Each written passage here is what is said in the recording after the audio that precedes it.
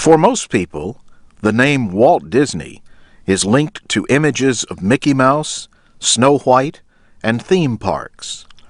Last year, the Walt Disney Family Museum opened in California. Richard Benefield is head of the museum. Well, this museum is really about the man, Walt Disney. Walt Disney, during his lifetime, received 932 awards for his public service to mankind as well as for his professional achievements. And in this lobby area, we have 248. Disney received 32 awards from America's motion picture industry. Benefield says they include a special award for the film Snow White and the Seven Dwarfs. The pictures and videos in the museum show the private side of Walt Disney. This entire wall has drawings that were done by Walt while he was in high school. Disney was born in 1901 in Chicago. At the age of 20, he went to Hollywood. This wall here, he had just started to do a prototype of something called the Alice Comedies.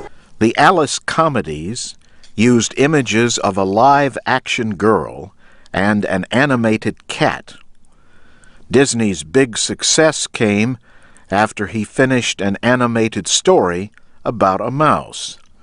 He and his wife Lily decided on a name for the mouse while going to Hollywood. And on that fateful trip from New York to Hollywood, Walt came up with the idea of using a mouse for his next cartoon character. And he said to Lily, "What about Mickey Mouse?" And she said, "That's good. I think that'll do just fine."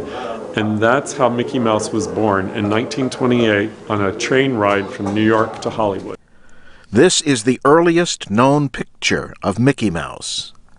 Steamboat Willie was Disney's first film to combine voice, music, and animated images. He used beats from a bouncing ball so that the sound would agree with the images.